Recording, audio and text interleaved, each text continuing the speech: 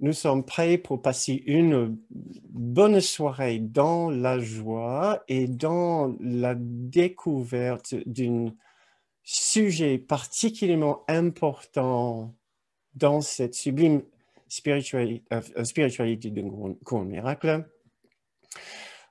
Comme vous le savez peut-être bien, vous êtes en train de suivre le programme Devenir heureux dans un monde troublé. Nous sommes maintenant à la troisième étape, enlever les obstacles et lâcher prise du conflit, lâcher prise de la souffrance. Ce soir, nous entrons vraiment dans le vif du sujet des obstacles pour lâcher prise d'un conflit, d'un certain conflit que nous connaissons tous sans doute. C'est le conflit que nous pouvons éprouver dans nos relations avec les autres. Alors ce soir, nous allons regarder ce que les autres sont pour nous. C'est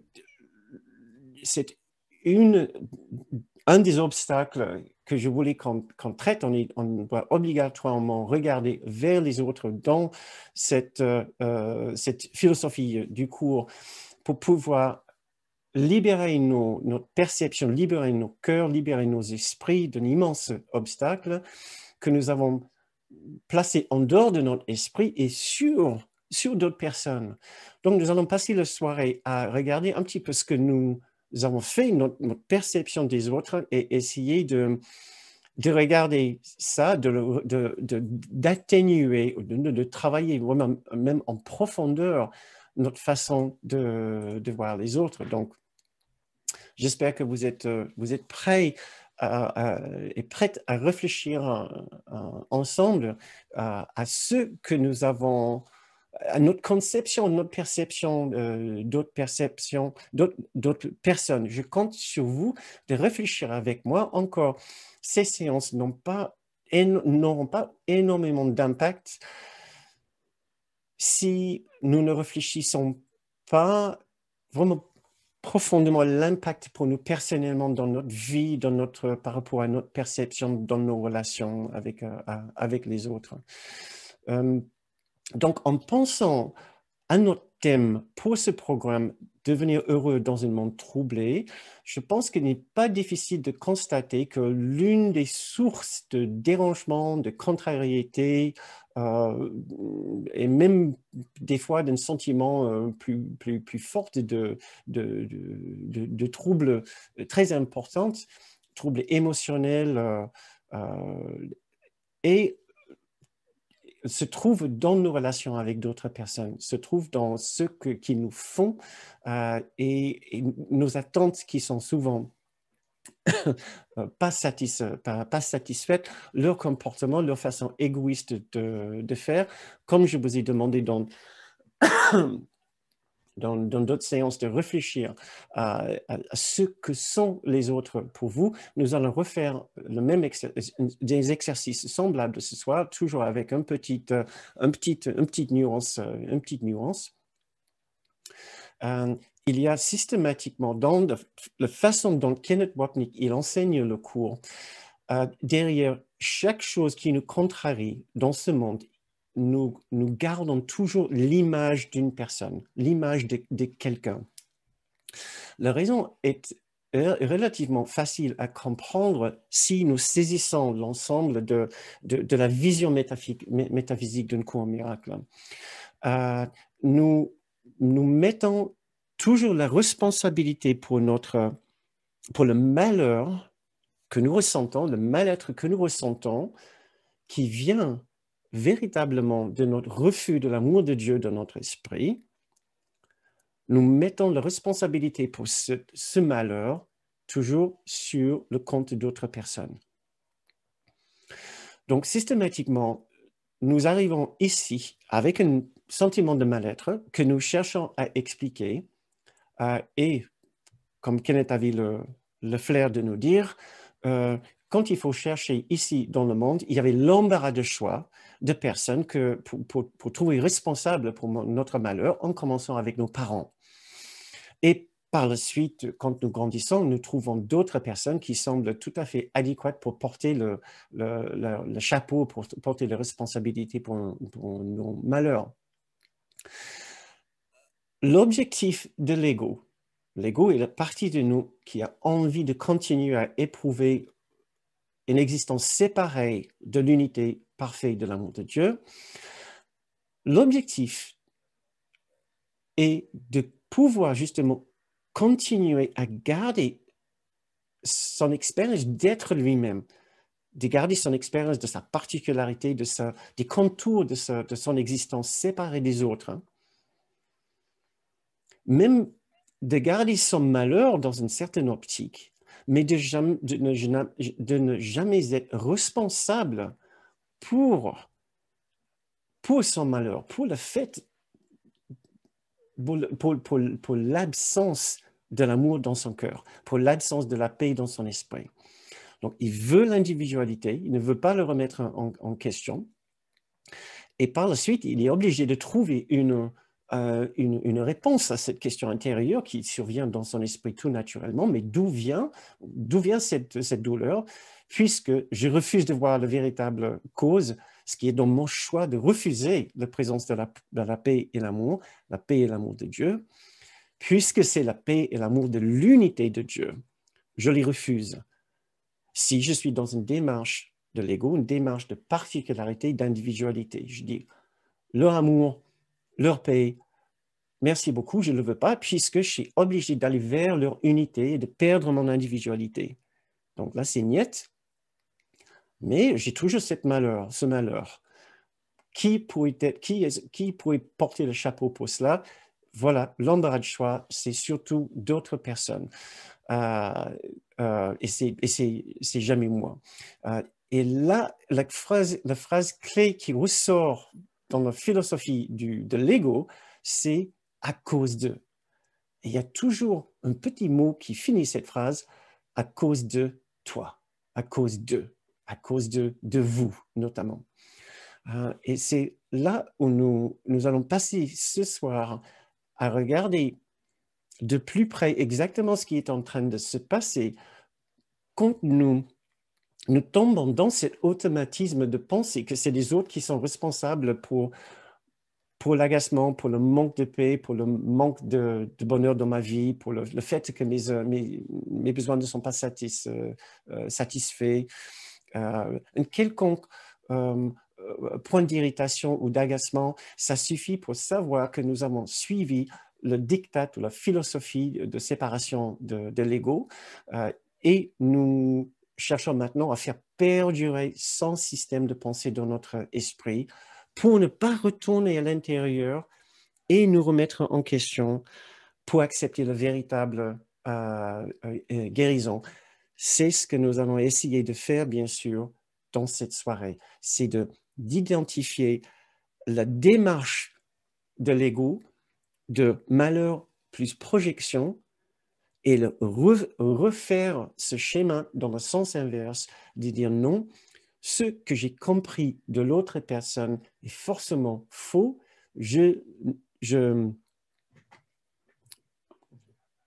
Ma façon de le voir est véritablement une attaque contre l'intégrité de ce qu'il est dans sa vérité, dans sa véritable identité.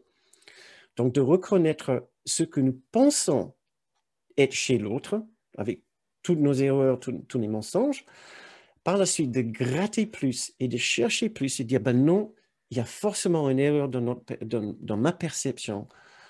L'autre ne peut pas possiblement être ce que je pense de lui. Il y a sûrement autre chose chez lui et maintenant, je veux le trouver. Donc, voilà.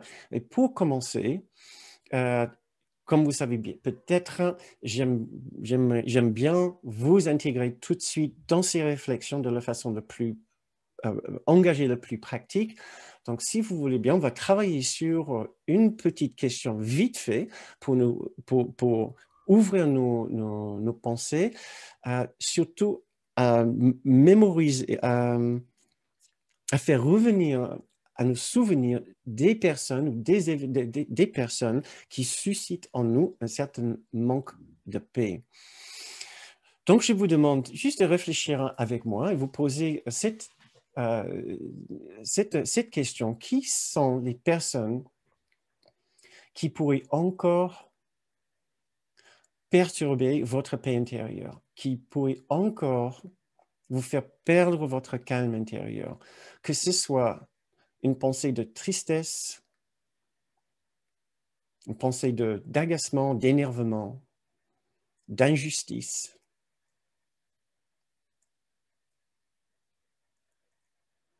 d'abandon, de rejet.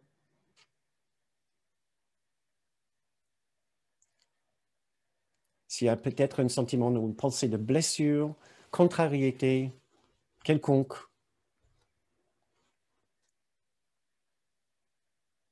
Nous apprenons, le cours nous apprend dans la leçon 21 que même un point minime d'irritation n'est rien d'autre qu'une voile tirée sur une intense fureur. Désolé. Donc, si c'est même un point minime d'irritation, puisque l'enfant de Dieu que nous avons en nous, que nous contenons, notre grande soi en nous, on peut même dire le Christ en nous, n'est dérangé par rien dans ce monde. Il n'y a rien ici qui peut le déranger. Il reste dans cet esprit parfait de paix intérieure. Donc, s'il n'y a pas cette paix parfaite en nous, il y a certainement une sorte de minime, un point minime d'irritation. Et donc, il y a aussi une intense fureur cachée quelque part. Il pourrait y avoir. Donc, vous n'avez pas besoin forcément de... Christian qui demande si on peut étendre la question à tous les êtres vivants jusqu'au virus, tout ce que vous voulez. Maintenant, ma question plus précise pour vous, c'est comment est-ce que nous les voyons? Quelles sont les caractéristiques de ces personnes qui nous énervent le plus? Non. J'imagine que vous avez bien compris la question. Normalement, on le comprend assez vite, ce genre de questions. Le but n'est pas de vous servir de cet exercice comme une sorte de défouloir pour justifier tout ce que vous pensez de ces autres personnes, mais plutôt de vous mettre en observateur, d'observer ce que vous pouvez penser d'autres personnes. C'est extrêmement éclairant pour nous, c'est extrêmement important pour nous. Donc, je vous demande, si vous voulez bien, de nous mettre quelques petites suggestions dans la boîte de chat, ce qui va nous aider beaucoup. Les réflexions de toutes les personnes qui ne participent pas forcément dans le fil de chat, mais qui aiment bien entendre ce que vous avez à dire.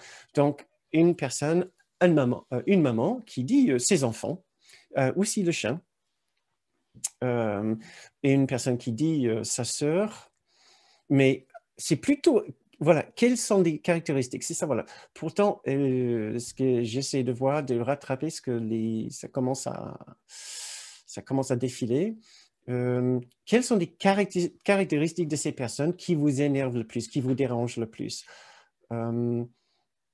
Menteuse, une personne qui semble menteuse, désobligeante, non respectueuse. Cette personne la voit comme une manipulatrice et intéressée. Une autre personne qui dit que ceux qui sont impatients, ces enfants qui sont impatients, une langue de vipère, manque de bienveillance, harcèlement, l'arrogance chez certains collègues, un ancien collègue, l'agressivité des autres, les victimes et les profiteurs,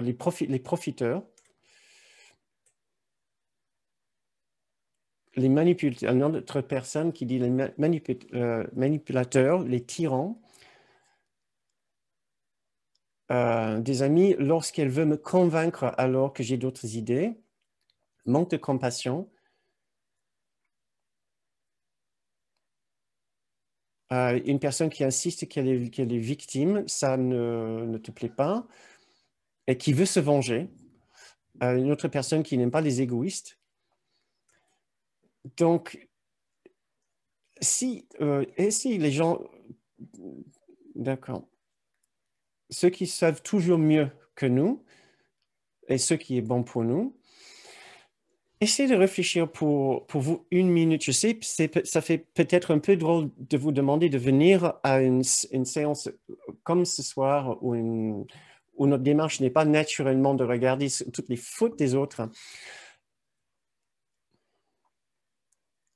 Mais il y a une absence de paix en nous, et cette absence de paix en nous va toujours se traduire par une critique ou une attaque ou un jugement envers d'autres personnes. Systématiquement, dès qu'il y a séparation, il y a projection.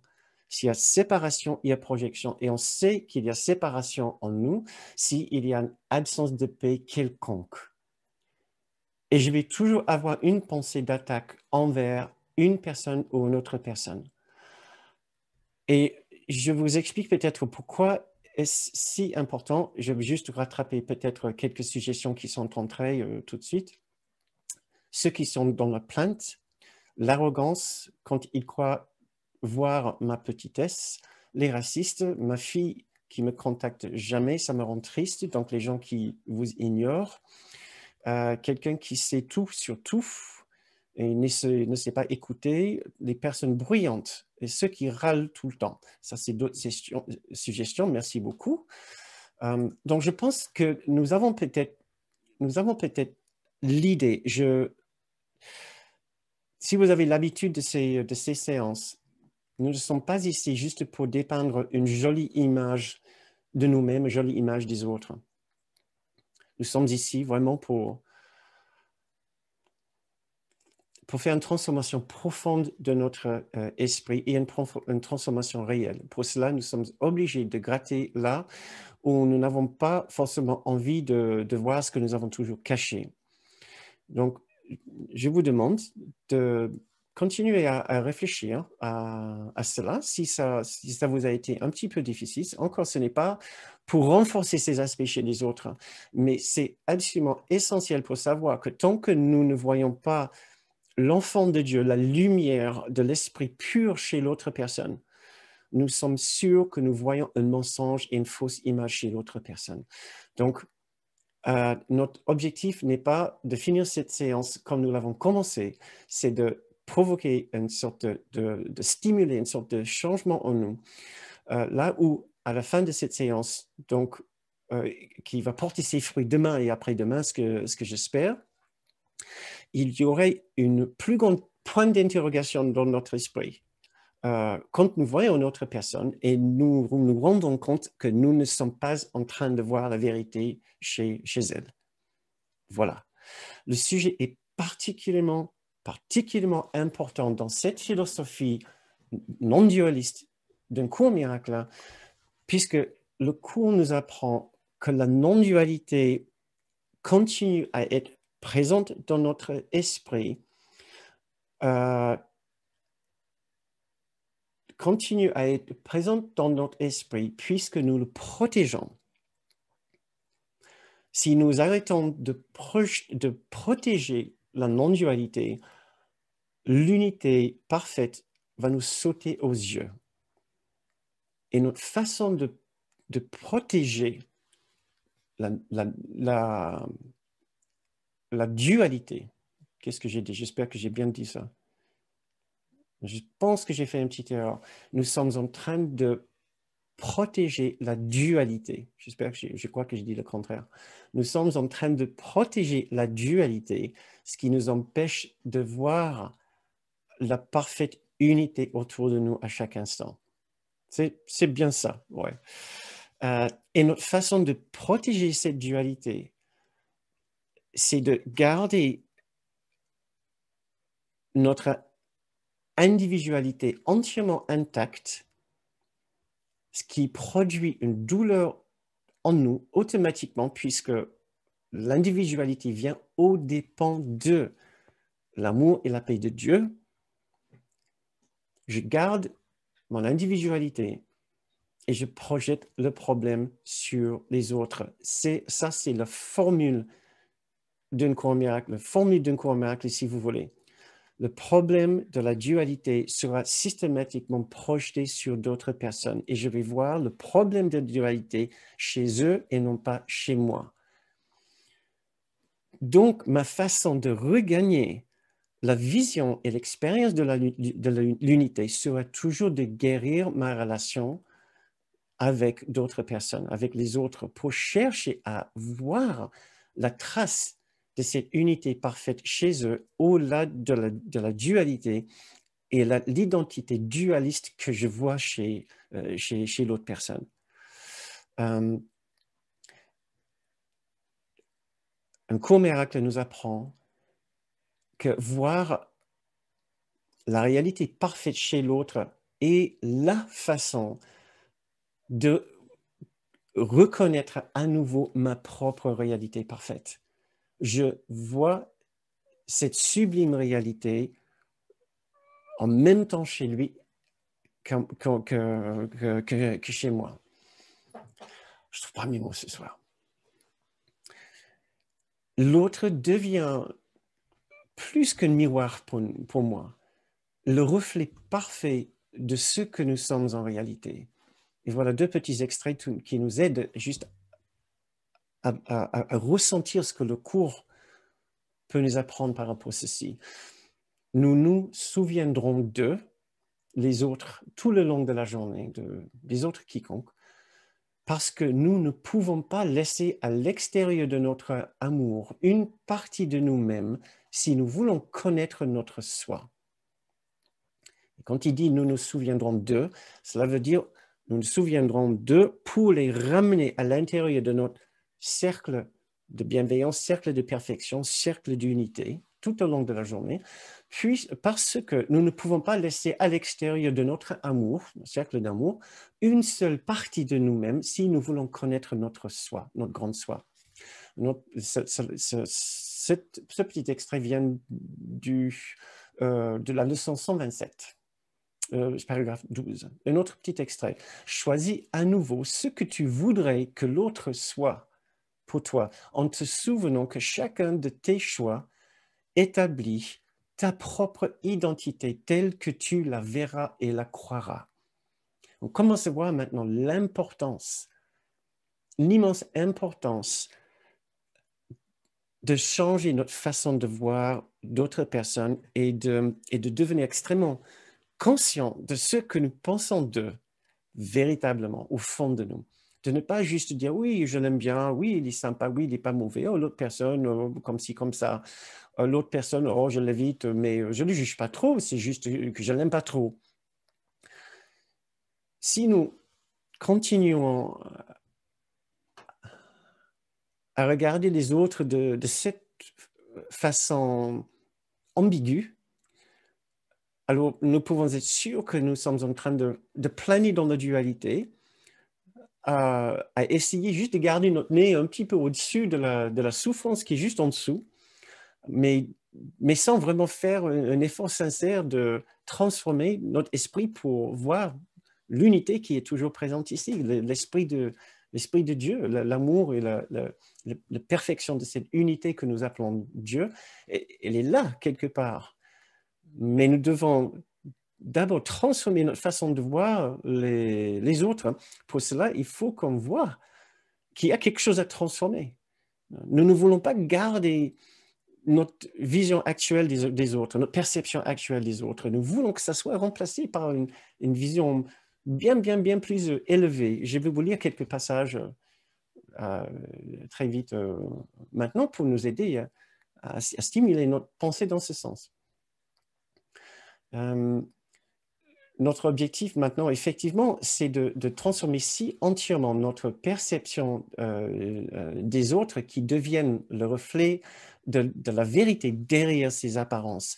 Donc maintenant, un deuxième petit exercice pour vous, si vous voudriez bien, essayez de voir l'erreur dans ce que vous avez dit tout à l'heure par rapport à ces personnes. Vous avez identifié les personnes qui sont encore capables de vous irriter, de vous énerver. Et maintenant, la question, je vous ai demandé aussi de partager avec nous ce qui vous énerve chez eux, ce qui vous attriste, ce qui vous dérange chez eux. Comment ils arrivent à vous déstabiliser. Et maintenant, donc, j'aimerais bien vous inviter à réfléchir à votre expérience d'eux. Vous avez scotché une certaine image sur eux, un certain comportement, et vous avez expliqué leur comportement d'une certaine façon, qui convient à vos convictions et surtout à votre ressenti, vos réactions, votre expérience de votre relation, votre interaction avec cette personne. Mais réfléchissons maintenant un instant à ceux qui sont ce que nous pouvons appeler les dons de l'amour, les dons de la paix parfaite. Est-ce que nous voyons un reflet de ces dons, de cette immense compassion, l'immense compassion qui nous est offerte de la part de nos guides que nous appelons dans un court miracle le Saint-Esprit et Jésus, mais vous pouvez les appeler ces guides divins, ces guides, ces symboles de perfection comme vous souhaitez. Comment est-ce que eux, ils peuvent voir ces personnes? Et essayez de voir si vous ne trouvez pas une erreur quelque part dans votre esprit. C'est tellement important d'arrêter de se donner raison. Et si vous êtes ici depuis un moment, voilà, vous savez bien, ce n'est pas la première fois que nous en parlons. Nous n'allons pas pouvoir avancer 1 centimètre de plus si nous continuons à nous donner raison. Si nous ne ressentons pas l'amour de Dieu dans nos relations avec toutes ces personnes, avec tout le monde, nous pouvons être garantis qu'il y a une erreur quelque part dans notre perception, dans notre fonctionnement, dans notre vision, dans notre façon de comprendre les autres et de nous comprendre. Donc, soyons d'abord honnêtes et très francs par rapport à nous-mêmes. Nous ne pouvons pas avoir raison s'il y a une absence de paix dans nos cœurs quand nous regardons d'autres personnes. Cela ne veut jamais dire que c'est une faute grave, que c'est un crime, que c'est un péché de ressentir de l'agacement, de la frustration, un point minime d'irritation ou même une vague de fureur, comme nous avons lu tout à l'heure. Ça ne veut pas dire que c'est un péché, mais ça veut certainement dire qu'il y a une erreur, il y a besoin de changement. Voilà, qu'on soit honnête. Et la raison pour laquelle nous étudions avec autant d'assiduité une telle philosophie difficile comme un court miracle, c'est parce que nous voulons l'objectif, nous voulons le but, nous voulons le résultat de cette étude, de cette pratique. Nous voulons la paix de Dieu. Dire ces mots, c'est rien. Les vouloir de tout son cœur, c'est tout. Nous lisons dans une leçon. Je veux la paix de Dieu. Si nous voulons la paix de Dieu, nous devons obligatoirement remettre en question notre façon de voir les autres personnes s'il y a la moindre absence de paix. Kenneth Wapnick, notre guide, parlait beaucoup de remords. Il disait, c'est quand nous constatons des erreurs dans notre esprit, ce n'est certainement jamais une question de ressentir de la culpabilité, comme si comme s'il y a une erreur si immense que ce sera impardonnable. Bien sûr que non. Ça sera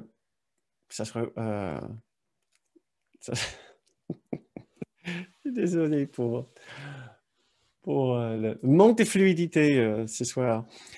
Ça sera en opposition totale avec la mission d'un cours miracle qui est de défaire entièrement la culpabilité dans notre esprit. Donc non, nous sommes capables maintenant de constater nos erreurs sans ressentir de la culpabilité. Souvenez-vous, c'est pour ça que nous avons travaillé pendant 6 séances sur la bienveillance infaillible, première étape dans ce programme. Bienveillance infaillible, vous trouverez des séances enregistrées sur le site. Donc, soyons clairs, soyons honnêtes, permettez-nous de ressentir du remords.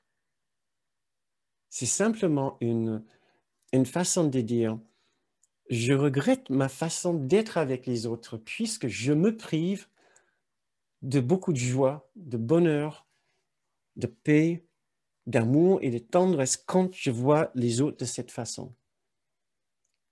Voilà quelques extraits qui peuvent nous aider à ressentir ce besoin de changement maintenant. Nous sommes à un point tournant.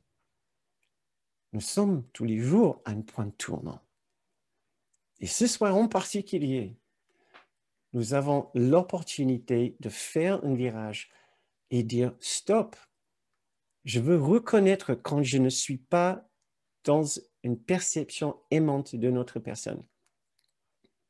Ce n'est pas pour se mettre la pression, c'est juste pour dire que je veux arrêter de me priver d'amour, de joie, de tendresse, de bienveillance, de compassion. Si j'arrive à l'étendre vers l'autre, je vais le recevoir, c'est sûr. Donner, c'est recevoir dans un courant miracle.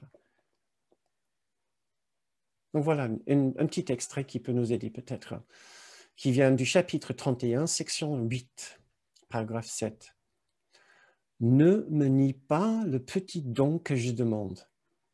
Ça, c'est notre guide intérieur, qui est Jésus dans un court miracle. Ne me nie pas le petit don que je demande, quand en échange, je dépose à tes pieds la paix de Dieu et le pouvoir d'apporter cette paix à quiconque va errant dans le monde, incertain et seul, et dans une constante frayeur. Le petit don qu'il demande, c'est le pardon, c'est la compassion, c'est une perception bienveillante de l'autre personne. Et en échange, il nous donnera, il déposera à nos pieds, jolie idée, jolie image, la paix de Dieu et le pouvoir d'apporter cette paix à quiconque. Et là, il dit, le quiconque, justement, c'est notre frère, c'est notre voisin, c'est notre collègue au travail. Qui est-il? Qui est-il? C'est cette personne qui va errant dans le monde, incertain et seul et dans une constante frayeur.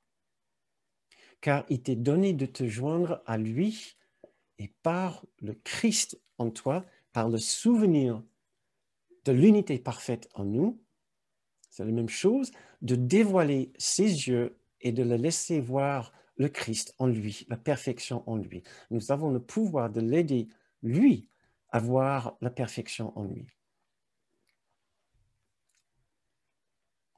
Ça, c'est un paragraphe qui va un petit peu plus loin, un extrait ici qui va un petit peu plus loin, un peu plus fort. Par conséquent, ne tiens personne prisonnier. Délivre au lieu de lier, car ainsi tu es rendu libre. La voie est simple. Chaque fois que tu ressens un élancement de colère, rends-toi compte que tu tiens une épée au-dessus de ta tête et elle tombera ou sera écartée selon que tu choisis d'être condamné ou libre. C'est très fort. Ainsi, chacun de ceux qui semblent te tenter de te mettre en colère représente ton sauveur de la prison de la mort. Donc, tu lui dois de la gratitude au lieu de la douleur. Cet extrait vient de la leçon 192, paragraphe 9. Des images très, très fortes. Donc, le but est de renforcer en nous le désir de transformer profondément notre façon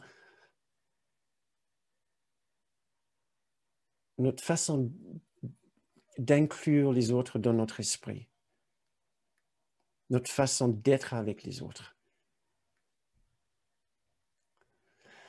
Et voilà qui est l'autre véritablement dans ce très joli extrait de la leçon 161. C'est cela que les yeux du corps voient. Voilà, en parlant, le paragraphe précédent parlait de la perception de l'ego de notre personne. Voilà, quelqu'un qui nous enquiquine, qui nous embête. Donc ici, changement de ton dans ce paragraphe, nouveau paragraphe, c'est cela que les yeux du corps voient, mais en celui que le ciel chérit, que les anges aiment et que Dieu a créé parfait. C'est cela qui est sa réalité. Et dans la vision du Christ, sa beauté se reflète sous une forme si sainte et si belle que tu pourrais difficilement t'empêcher de t'agenouiller à ses pieds. Or, tu vas plutôt prendre sa main, car tu es comme lui dans le regard qui le voit ainsi. L'attaque contre lui est ton ennemi, car tu ne percevras pas contre ses mains et ton salut. Donc, voyez bien comment il est important de changer, d'accepter une autre réalité chez l'autre. Il y a une autre réalité chez l'autre, et cette autre réalité que nous trouverons sera la nôtre. Et elle est magnifiquement belle. Donc maintenant,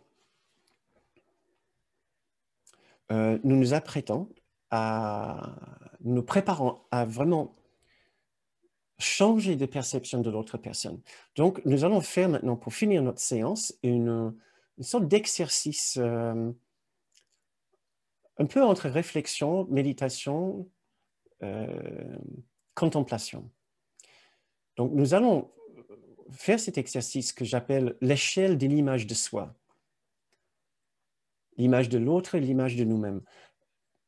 Nous allons l'appliquer en pensant à cette autre personne que vous avez identifiée tout à l'heure comme la personne qui est capable de vous embêter.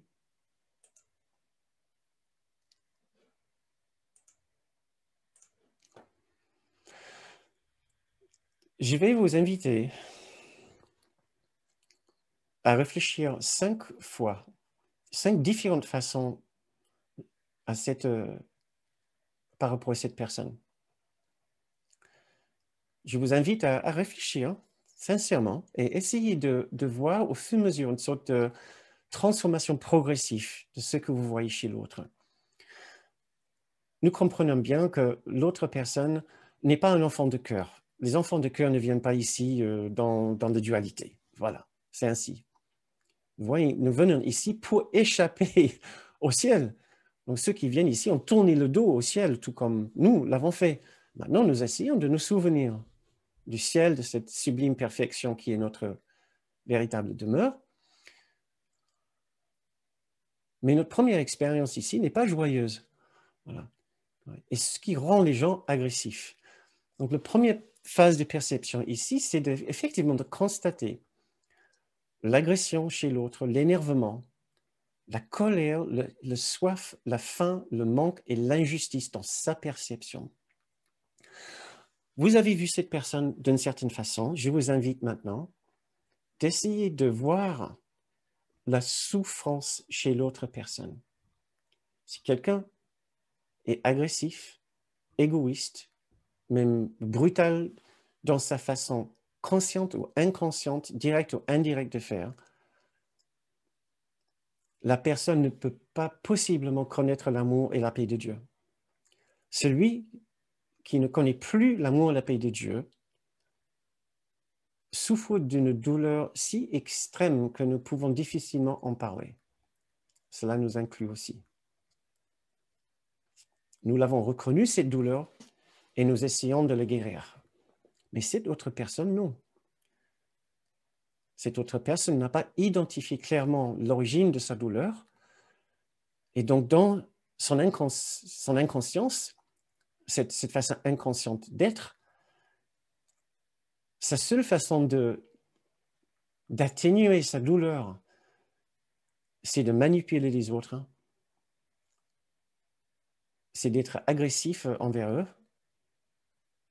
c'est d'être égoïste, c'est de vouloir tout avoir, tout prendre, tout contrôler, de faire exactement comme il veut, de dominer, d'exiger,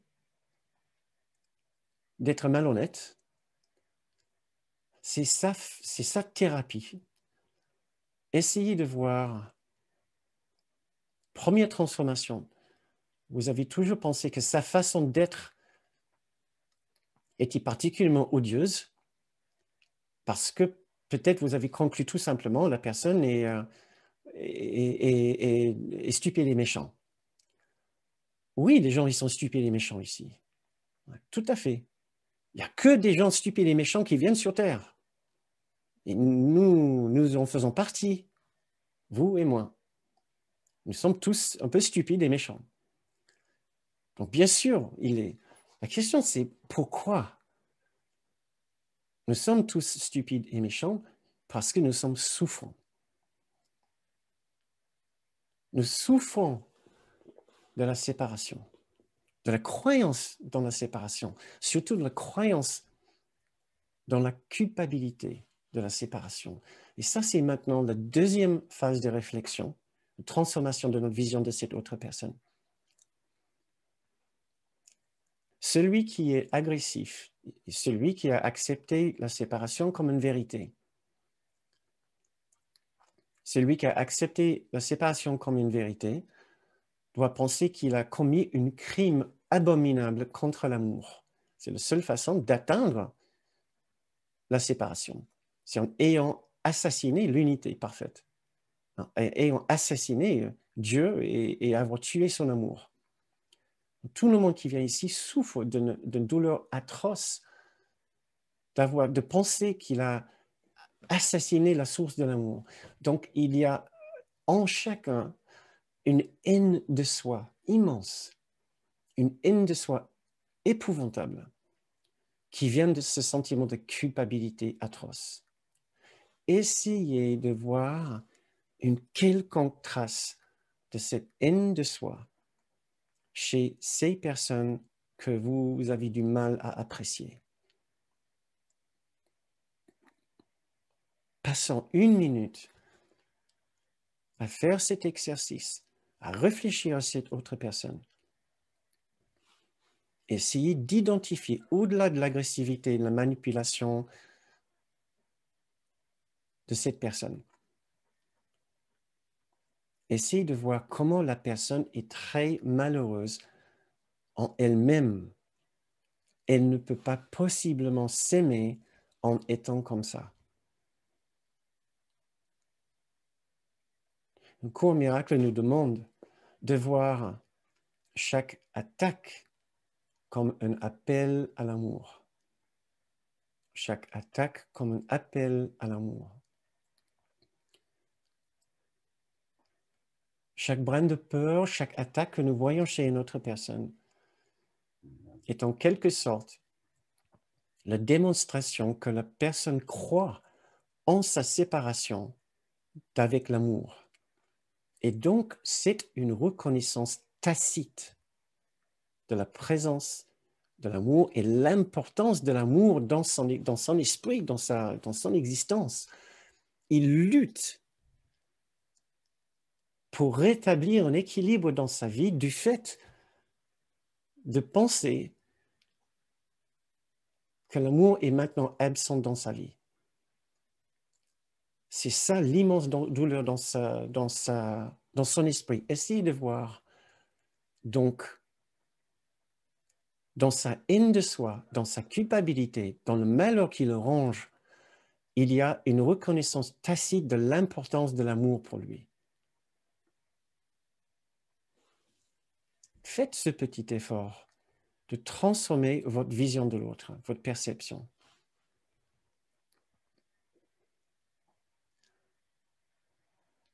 Maintenant, nous allons un petit peu plus loin.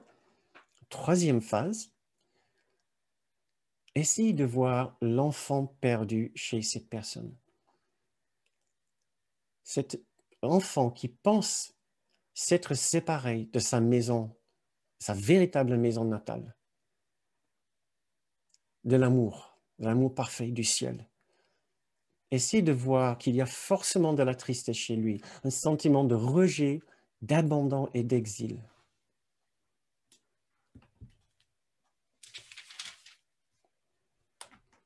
Je vais vous lire juste ce petit extrait de la leçon 182. Je vous encourage à le lire, parce qu'il y a une magnifique leçon qui est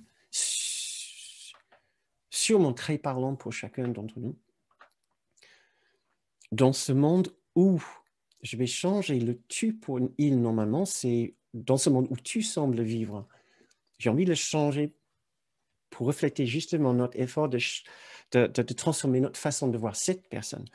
Dans ce monde où cette personne semble vivre, il n'est pas chez lui. Et quelque part dans son esprit, il connaît que c'est vrai. Un souvenir de chez lui continue de le hanter, comme s'il y avait un endroit qui appelait son retour, bien qu'il ne reconnaisse pas la voix, ni ce que cette voix le rappelle. Or, il se sent comme un étranger ici d'un ailleurs tout à fait inconnu. Rien de si défini qu'il puisse dire avec certitude qu'il est un exilé ici. Juste un sentiment persistant, parfois rien de plus qu'une légère pulsation, pas plus qu'une vague souvenir en d'autres moments qu'il écarte activement, mais qui est sûr de venir à son esprit à nouveau. Cet enfant désire retourner chez lui si profondément, si incessamment, que que la voix de Dieu l'implore de le laisser se reposer un moment. Cet enfant ne demande rien de plus que juste quelques instants de répit, juste un intervalle pendant lequel il puisse retourner respirer à nouveau l'air sain qui remplit la maison de son Père. Ça, c'est la vérité chez la personne qui vous embête, qui vous dérange. Cet enfant terriblement perdu et triste. Et quelle est notre réaction face à sa tristesse, face à sa douleur, face à son agressivité? Ben voilà, c'est ce que nous voulons changer maintenant. Nous nous implorons justement de voir cette tristesse chez lui, puisque sa tristesse est la nôtre aussi. Et nous ne voulons plus nous garder dans cette tristesse. Nous voulons reconnaître qu'il y a une guérison de cette tristesse. Il y a une vraie raison de croire maintenant qu'il n'y a plus raison pour cette tristesse. Quatrième phase de changement de perception de cette personne. L'enfant de l'esprit pur de Dieu qui a fait une simple erreur. Nous cherchons maintenant à savoir que l'enfant triste en lui a fait une simple erreur. Il n'y a aucune réalité à cet exil. Il se croit exilé, il se croit rejeté, mais il n'y a aucune réalité.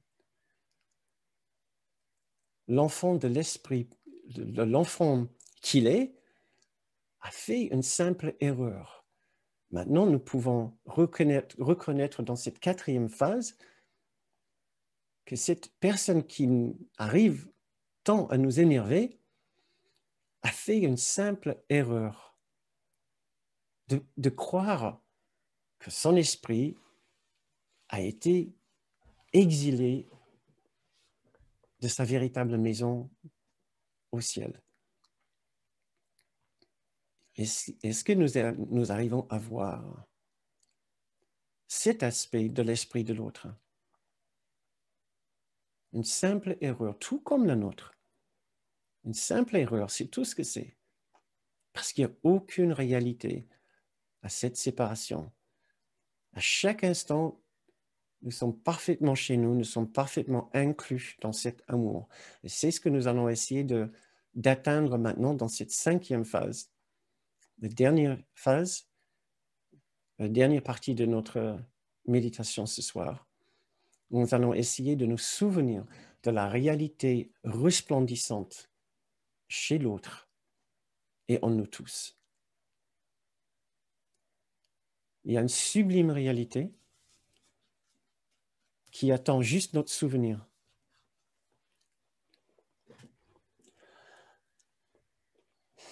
Préparons-nous maintenant pour une méditation. Posons-nous et préparons-nous pour le souvenir ultime de ce qu'il est, cette personne, et ce que nous sommes. Essayez de réfléchir à ceci. Qui est l'autre véritablement? Il ne peut pas être ce que j'ai vu chez lui. Il ne peut pas être ça.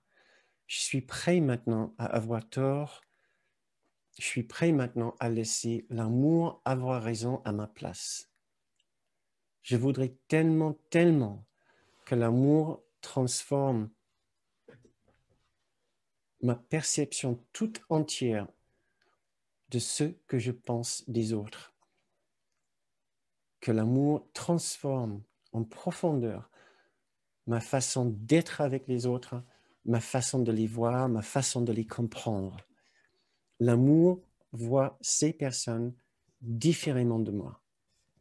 Et maintenant, je voudrais tellement savoir comment l'amour pense d'eux. Cette méditation vient de la leçon 93.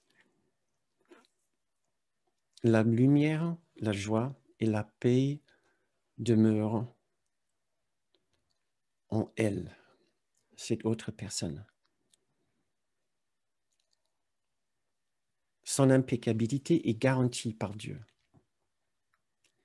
Et maintenant, mets de côté tes sautes images de cette personne et passe le reste de la période d'exercice à essayer de faire l'expérience de ce que Dieu lui a donné à la place de ce que tu as décrété pour cette personne.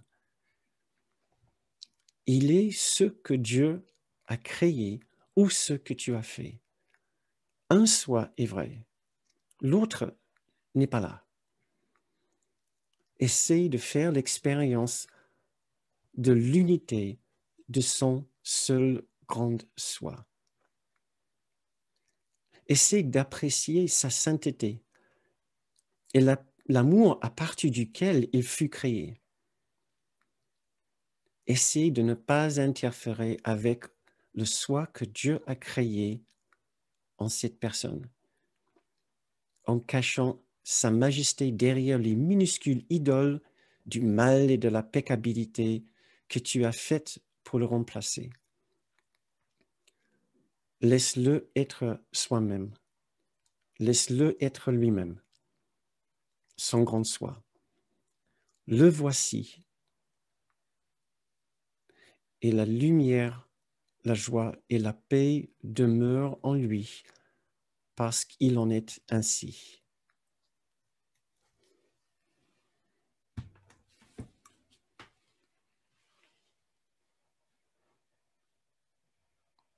Essaye de faire l'expérience de son unité. L'unité de notre seul grand soi uni. L'unité du Christ en nous. Ses erreurs ne sont pas plus grandes que les nôtres et leurs effets ont été complètement effacés. Il ne reste plus rien d'un quelconque péché, péché de séparation, péché de comportement, blessure, trahison, rejet.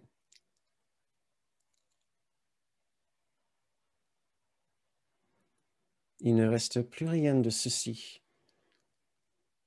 dans le souvenir de cet amour qui nous aime si profondément. Nous n'avons plus besoin de blâmer, plus besoin d'attaquer. Nous avons simplement besoin de reconnaître la sublime vérité chez ces personnes.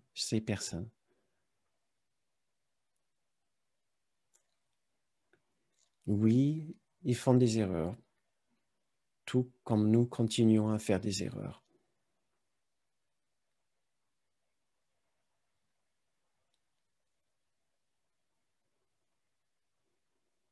Toutes nos erreurs ont été pardonnées. Il ne reste plus rien.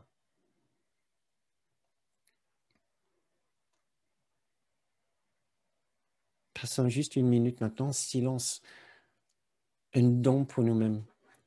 Un vrai cadeau. Un instant de détente et de silence profond pour chacun. Pendant lequel nous nous offrons le souvenir de ce que nous sommes en vérité, au-delà de toutes nos erreurs, de toutes ces apparences.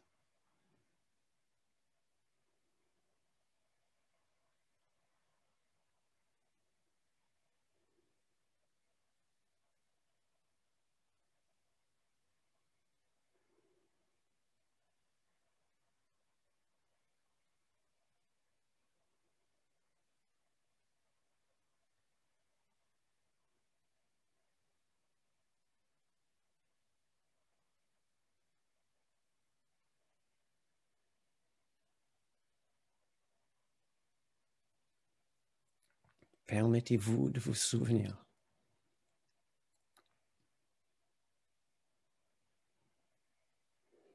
L'amour est là.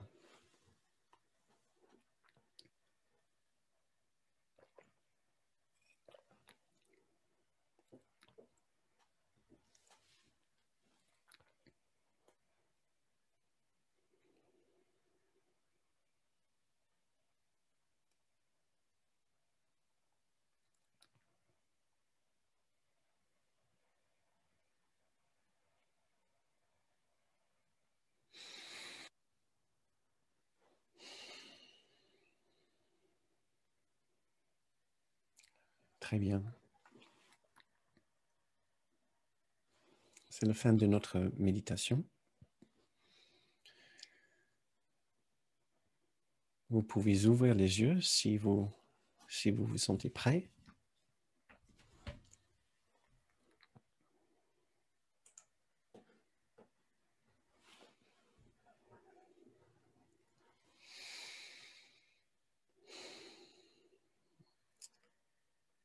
C'est la fin de notre séance pour ce soir.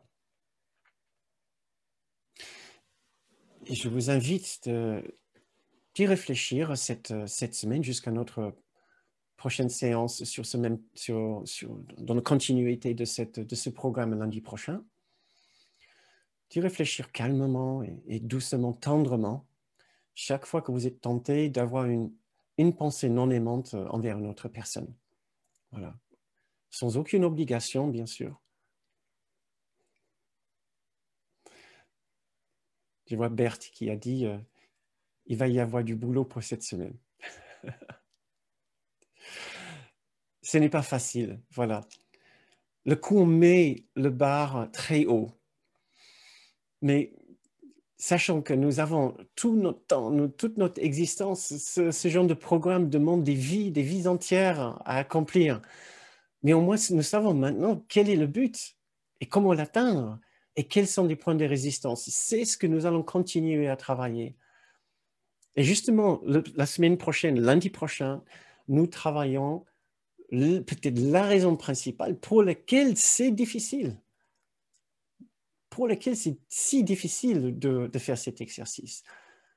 Donc le coup ne va pas nous laisser là et dire, ben, allez, il suffit juste de voir le Christ chez l'autre. Ben non, il y a encore beaucoup d'autres choses que nous pouvons faire pour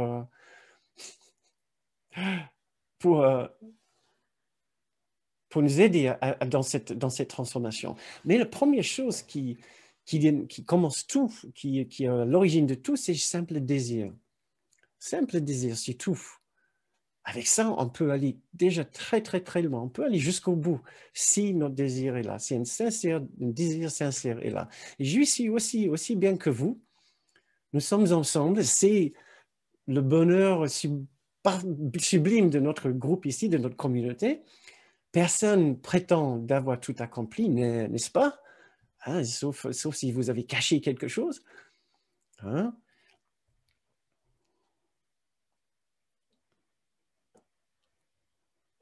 Oui, voilà, merci. Merci Pat. En se rappelant que ce que l'on refuse de voir en l'autre, la lumière et l'innocence, c'est ce que nous refusons de voir en nous. Ça peut nous motiver. Ouais.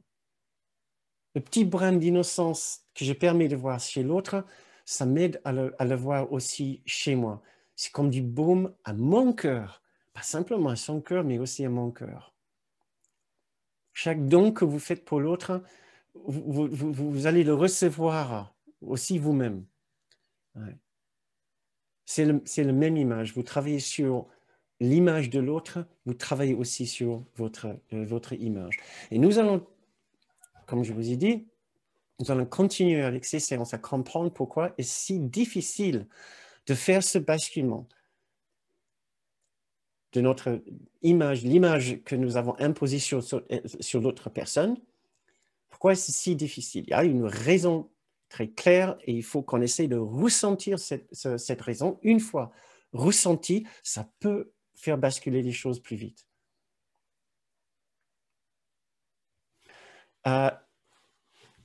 Si vous partiez maintenant, puisque c'est la fin de la séance, merci beaucoup pour votre présence et votre participation ce soir.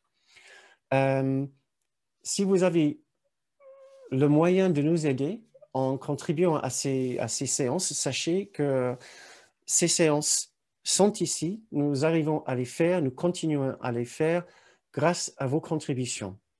Nous ne demandons pas un tarif fixe pour ces séances en voulant en sorte que ces séances soient le plus accessibles possible. Nous ne demandons aucune inscription, nous n'avons pas vos emails, sauf si vous ne les avez donnés. Et donc, en retour, nous vous demandons, s'il vous plaît, si vous pouvez nous aider avec une contribution, que ce soit petite, moyenne ou grande, cela nous aide à continuer à projeter dans l'avenir, faire cette activité pour la rentrée et offrir d'autres programmes qui seront aussi offerts sur la base d'une contribution. Merci beaucoup. Une contribution que vous pouvez faire en allant sur le site de bernardgroom.com. Nous sommes maintenant presque au milieu du mois d'avril, donc c'est peut-être le moment de réfléchir à une contribution pour le mois d'avril, si vous ne l'avez pas déjà fait. Et pour ceux qui ont déjà fait, merci infiniment. Ça nous touche toujours beaucoup de voir à quel point ces séances comptent pour vous et qui continuent à vous soutenir. Maintenant, ouvrons les micros. Voilà, les micros sont maintenant, vous pouvez les ouvrir. Mon invitation est que nous échangeons un petit peu.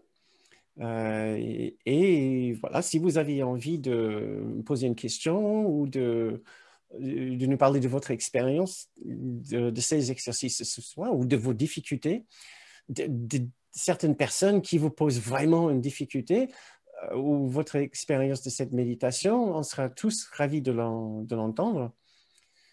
J'essaie de rattraper quelques commentaires.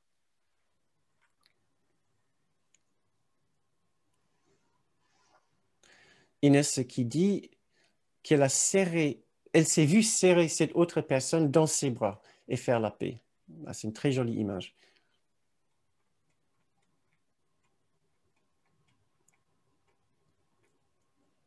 Merci Béatrice. Désolé Virginie, j'ai vu que tu as eu un souci d'ordinateur tout à l'heure.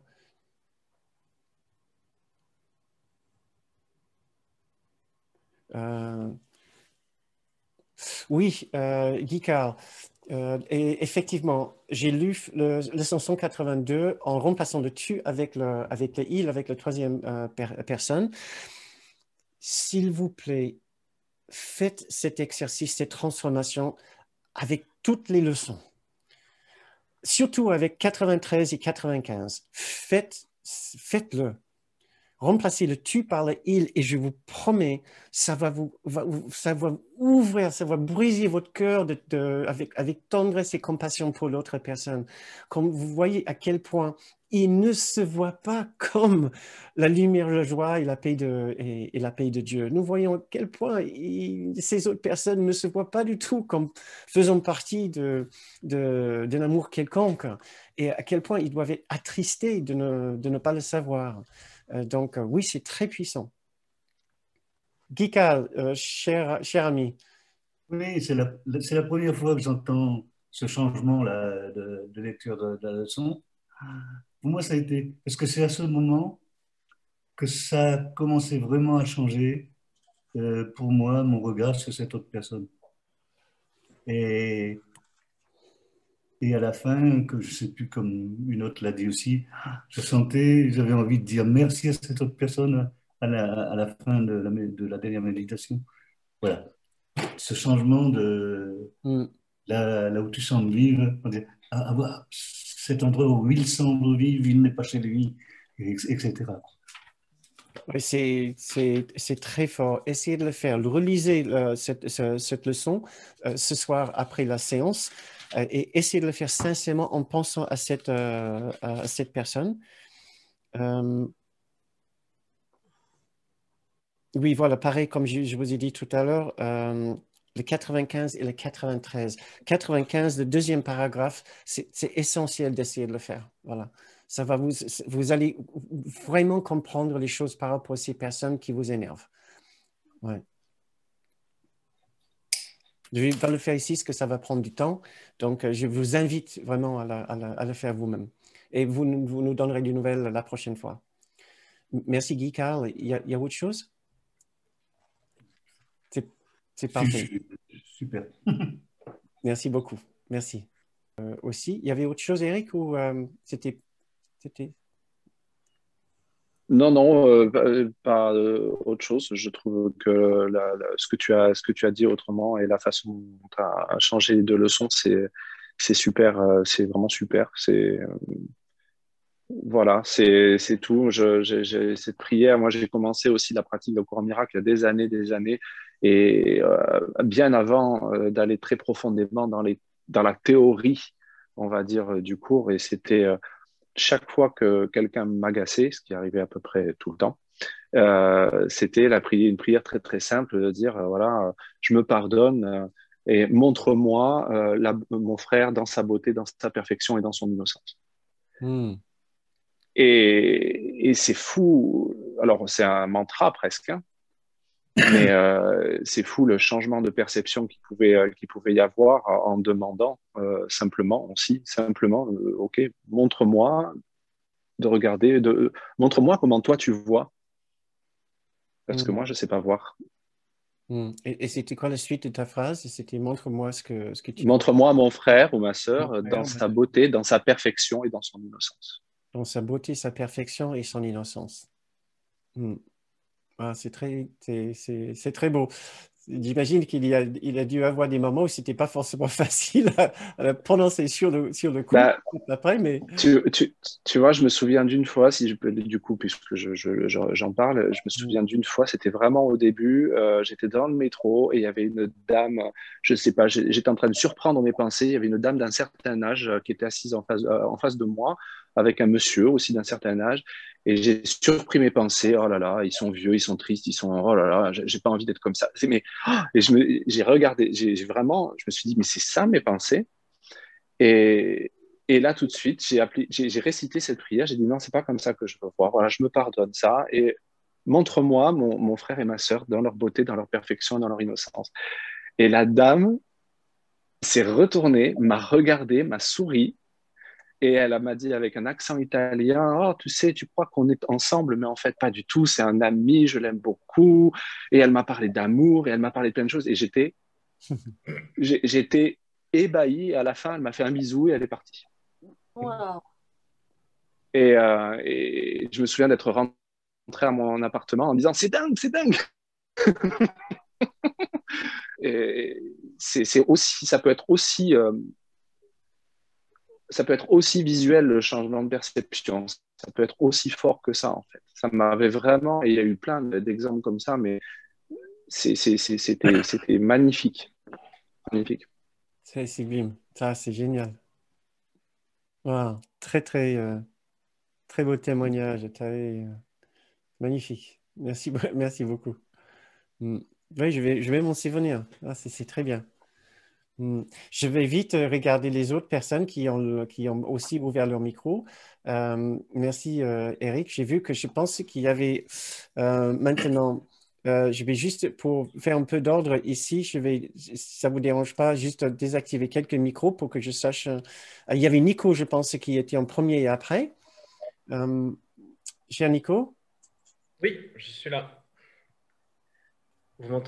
Ça marche? Parce que j'ai Ouais, eu un ça petit... marche, on t'entend. D'accord. En fait, je voulais juste dire, c'était pas exactement par rapport à cette méditation de ce soir, plus par rapport au... Je viens d'acquérir le bouquin, là, je l'ai acheté la semaine passée, En finir avec notre résistance à l'amour, que j'aime beaucoup parce que je le trouve très, très pratique aussi, et c'est un peu mon petit bouquin de chaque jour. Mais c'est juste qui me venait à l'esprit quelque chose qui me trotte dans la tête depuis plusieurs années, parce que ça fait longtemps maintenant ça fait plus de 10 ans que je suis sur le cours miracle. Et quelque chose que j'ai de la difficulté parfois à... on voit souvent ces termes dans le livre, en fait, de cet amour parfait, cette promesse d'un monde merveilleux, etc. Et ça, c'est quelque chose que jusqu'à présent, je n'arrive pas à sentir du tout. Et parfois, j'ai envie de balancer ce bouquin contre le mur, parce que je me dis, mais quand c'est que ça va venir? Et ça, c'est assez difficile pour moi, parce que dans ce petit bouquin-là, quand on est face à la situation, il y avait quelques leçons qui disaient de ne rien faire, en fait, de simplement, il n'y a pas d'action à faire face à certaines choses. Et là, ce soir, quand on a fait cette méditation, il y a un apaisement et une bienveillance qui vient. La bienveillance, je crois que j'ai toujours eu cette faculté à avoir de la bienveillance pour les gens, à avoir de la compassion. Par exemple, quelqu'un qui était dans la douleur, c'est quelque chose qui j'arrivais à ressentir, et de cette manière, j'arrivais à pardonner. Mais je dois dire que parfois, je sais, je suis, j'en ai déjà parlé une fois avec toi, cette impatience de sentir qu'est-ce que c'est que ce monde merveilleux, qu'est-ce que c'est que cette paix merveilleuse, qu'est-ce que c'est que ce monde, cette promesse en quelque sorte. Et ça, parfois, je suis un peu perdu avec ça. Je me dis, mais qu'est-ce que je fais? Je l'attends, le l'ego est encore tellement fort que c'est normal que ça vienne pas. Et ça, c'est un peu compliqué parfois. Et il faut que je vois si ça doit vraiment être étape par étape, quoi. C'est ça. Voilà, je voulais juste faire cette réflexion. Euh, Merci Nico, c'est touchant aussi. Euh, Marie-Micheline qui a le même... Non, l'Arche du pardon, c'est ça que tu brandis dans la main. Tu recommandes ça pour... c'est ça pour Nico, j'ai lu entre les lignes. L'Arche du pardon peut aider. C'est un autre livre de Kenneth Wapnick, et d'ailleurs, En finir avec notre résistance à l'amour, c'est un livre de Kenneth Wapnick dont Nico il est en train de parler. Je pense que tout le monde ici peut témoigner que c'est vraiment un processus à très, très longue haleine. Notre résistance à la vraie prise de conscience de cet amour parfait est tellement grande qu'il faudrait encore peut-être un peu de temps avant de nous laisser vraiment le goûter pleinement.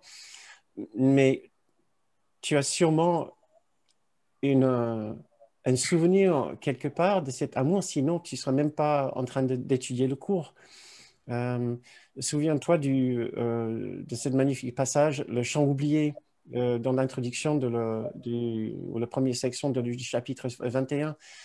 Ils disent qu'on porte tous en nous un petit brin de cette sublime mélodie du ciel, le chant du ciel. Mais nous ne nous souvenons pas encore de la totalité, mais ça va venir une note à la fois. Et chaque note, c'est la prochaine personne qu'on arrive à pardonner, à voir, chez qui on peut voir la beauté, la perfection et l'innocence.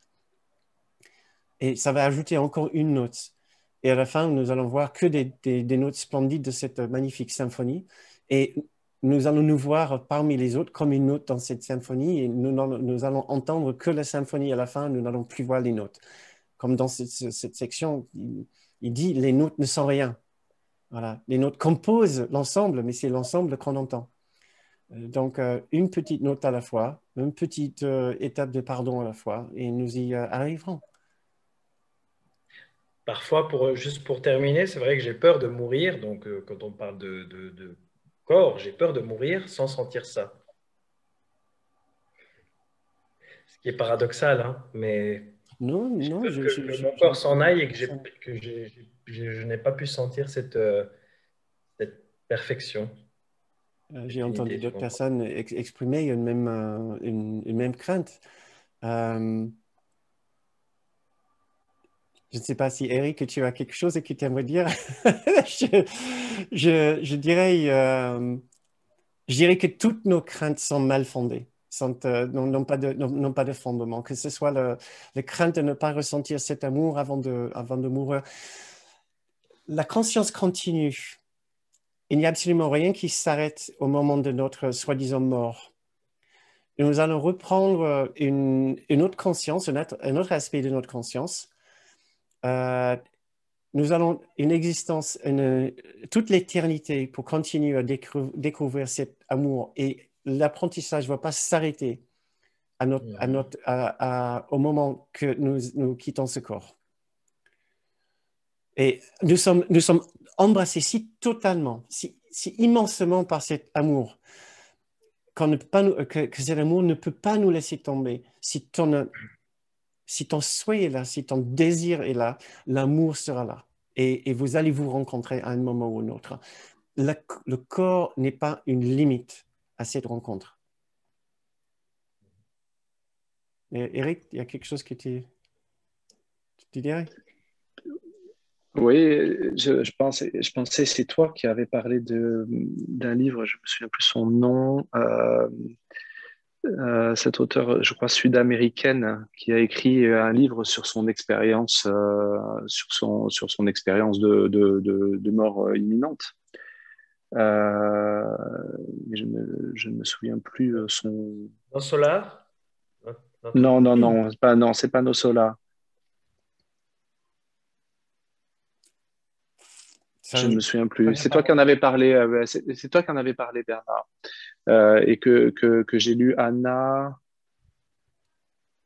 quelque chose. Je vais regarder, je vais le partager dans le fil de chat parce que le livre, très sincèrement, moi quand tu en avais parlé, je me suis procuré, j'ai regardé, j'ai lu. J'ai pas tout lu le livre, mais j'ai vraiment lu la partie où elle décrit justement, où elle parle de son expérience.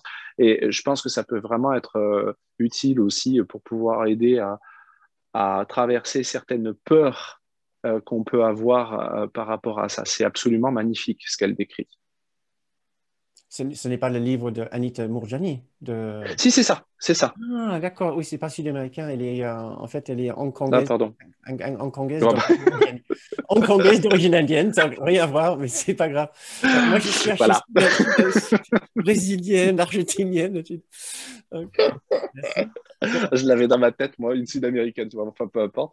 Mais je trouve que c'est magnifique parce qu'en plus, c'est vraiment très, très compatible avec. Ça peut vraiment être intégré dans notre pratique du cours en miracle et peut-être faire qu'on relâche un peu prise aussi de ce questionnement, oui. Mais qu'on a tous. Hein. Excusez-moi, est-ce que c'est parce que j'étais pas là, est-ce que c'est ça dont tu parles?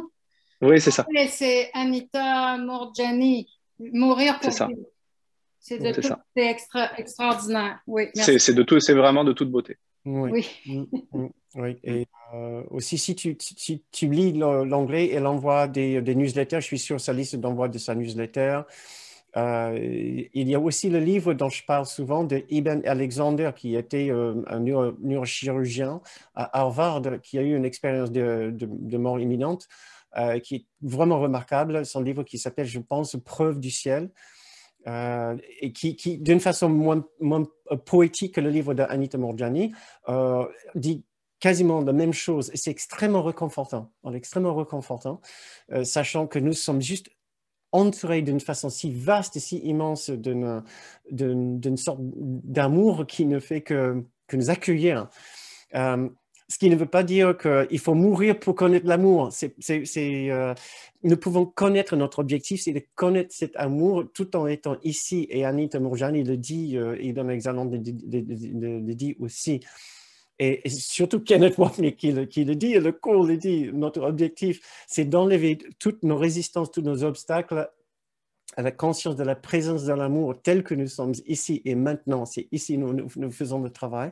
Et nous n'avons certainement pas besoin de mourir pour avoir cette expérience.